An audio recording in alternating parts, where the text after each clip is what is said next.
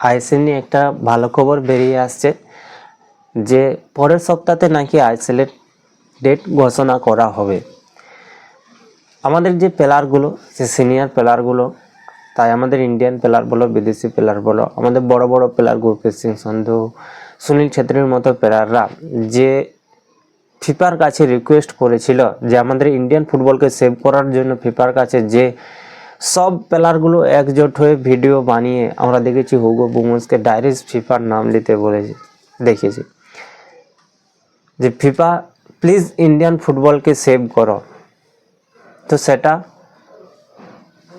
হয়তো এই মেসেজটা ফিফার কাছে পৌঁছে গেছে, আর সেই দেখে হয়তো এআইএফএফ যে প্রেসিডেন্ট রয়েছেন বা এআইএফএফের আমাদের অল ইন্ডিয়া ফুটবল ফেডারেশনের যে সকল কর্মকর্তারা রয়েছে তারা হয়তো বুঝতে পেরেছে যে হ্যাঁ আমরা অনেক লেট করে ফেলেছি, তাই তারা সরাসরিভাবে ঘোষণা করেছে যে পরের সপ্তাহে আমরা আইএসএলের ডেট ঘোষণা করব।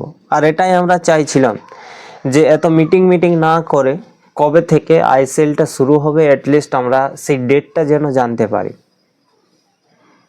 কবে থেকে আইএসএল শুরু হবে। তো যথেষ্ট ভালো খবর, একটা নিউজ বেরিয়ে আসছে যে পরের সপ্তাহেই আমরা জানতে পারবো আইএসএল শুরু হবে। আর একটা টেন্টেটিভ ডেট প্রকাশিত আসছে, মানে একটা আনুমানিক ডেট বেরিয়ে আসছে যে 15ই ফেব্রুয়ারি থেকে আমরা আইএসএলটা দেখতে পারি, মানে 15ই ফেব্রুয়ারি আমাদের আইএসএল শুরু হবে, 15ই ফেব্রুয়ারি। তো যেটা খুবই ভালো খবর, কিন্তু এখনো পর্যন্ত ভাই কনফার্ম মানে ধরা চলবে না যে হ্যাঁ 15ই ফেব্রুয়ারি বা আইএসএলটা হচ্ছে বলে এখনো পর্যন্ত কনফার্ম না।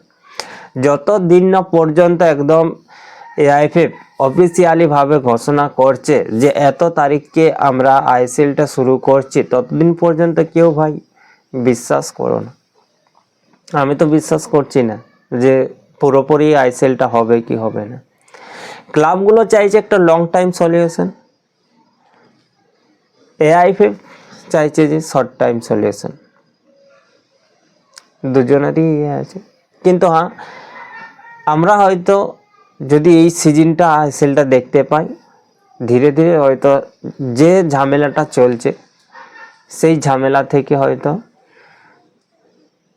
লং টাইম একটা সলিউশন খুঁজে বার করে নিতে পারবো।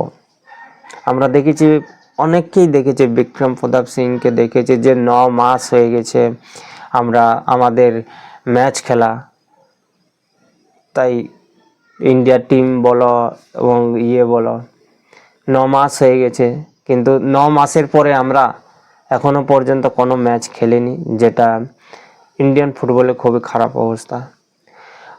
যে সকল জুনিয়র প্লেয়াররা রয়েছে তারা 9টা to 5টা কাজের জন্য চলে যাচ্ছে। অমরিন্দর সিংকে আমরা বলতে দেখেছি যে 9টা থেকে 5টা কাজের জন্য তারা চলে যাচ্ছে।